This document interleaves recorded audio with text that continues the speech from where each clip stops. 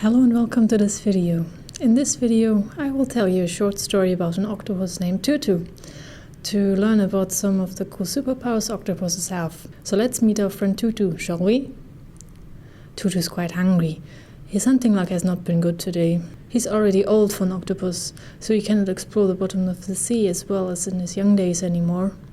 Octopuses use the suckers on their arms, like you with your fingertips, to feel the difference between objects. So you could say an oldie octopus gets numb fingers, like when you have cold hands. So poor Tutu is hungry. What should he do now? Wait! He senses a crab. Where is it, you ask? Oh, you must know that octopuses can follow the trails of other animals like a hunting dog would. That is one of the superpowers of their kind. They can tell who has visited a spot before them. Imagine you could know who the kid is that played with the football before you, just by touching the ball. Isn't that cool? Anyway, so Tutu the octopus sensed a crab. That's really good news. Octopuses like to eat crabs. And our friend Tutu is still hungry. Now he just has to find the crab. He moves his 8 arms around to look where the trail of the crab goes. He also looks around with his eyes. Octopus can see pretty well, but he still can't find his prey. Oh, what's that? Tutu's getting scared, and suddenly he forgets all about the crab trail. There's Murray. Tutu doesn't want to be anywhere near Murray. Murray is a moray eel. That's a type of long fish with spiky teeth that like to bite off the arms of octopuses or even eat small octopuses entirely. Now Tutu uses his next superpower, which is becoming invisible. Do you know anyone who can become invisible? My friend sadly cannot do that. Tutu can make himself look like the things around him, so you cannot see him anymore. It is almost like he put on a cloak of invisibility. It's magical. Some people call octopuses the chameleons of the sea, but they are so much faster at changing the way they look that this comparison feels insulting to Tutu. Imagine all of the fun things you could do if you could be invisible. All of these possibilities. You probably think of fun things, but for Tutu, this is a very important skill so he can stay alive. Murray has thankfully not caught Tutu. Tutu was very fast at making himself look like the rock he was in front of, so Murray did not have a chance to see him. Phew! That was a close one. Now he will slowly move away to continue his hunt. He now finds himself in a kelp forest and turns green and shimmery. He's invisible again to avoid predators. He just pretends to also be a piece of kelp and blends in wonderfully. But wait, how does he actually do that? Did you know that octopuses are actually colorblind? This means that they cannot tell apart two colors that look the same when you put a black and white filter over them. So how can octopuses look like what is around them so well? They focus on a few relevant things and then resemble those as best as they can. They probably avoid having to see colors by knowing that surfaces that feel a certain way often come in a particular color. And they also sense a different property of light that we cannot see. For example, sand-textured things tend to have similar colors and kelp-textured things tend to have similar colors.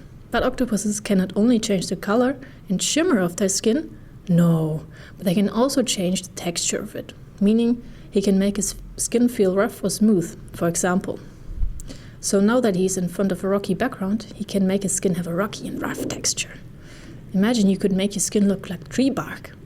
That would be funky, wouldn't it? But you could be the star of the Halloween party with that, don't you think? Because it is not just a lame party trick. It's actually your skin. Imagine how cool that would be. To be able to have the skin texture you want within seconds. But back to our friend Tutu. Tutu has found another trail of a crab around the corner of that stone over there. Ooh, that's exciting. He has now long left behind Murray, the moray eel, as well as the kelp forest. Once again, he uses his arms to explore the space around him. Doing this, another superpower of his comes in handy, namely that his 8 arms are kind of able to move without asking the main brain for permission.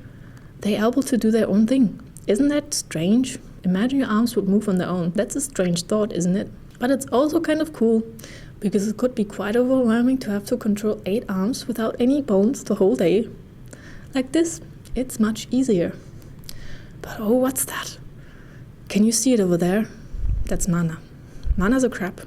Mana's quite small still, but Tutu is still excited. It means that he might be able to finally eat something. Yay! But now comes the hardest part.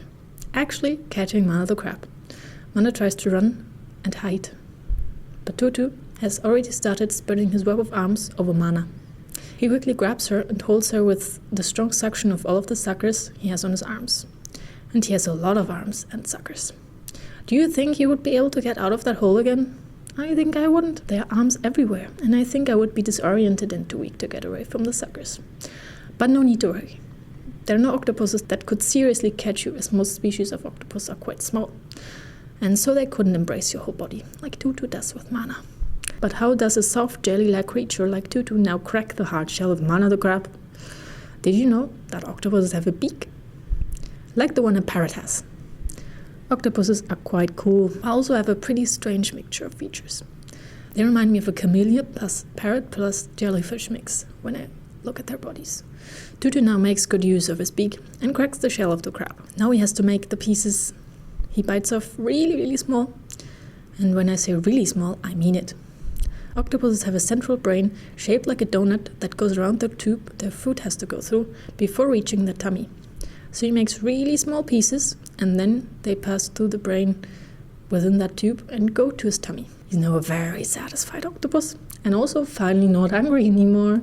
But where is he now anyway? He wants to go home to his den, but doesn't know where he is. Oh no. Oh no. How do you think octopuses find their way around the big sea? Tutu now looks for things he recognizes. Oh, over there. He can see the big plant next to the kelp forest that he was in earlier, and over there is the rock underneath which Murray the moray eel lives. That's the right way. Awesome. Tutu's now on his merry way home. How do you think the rest of his day will go? Which superpower could he use next?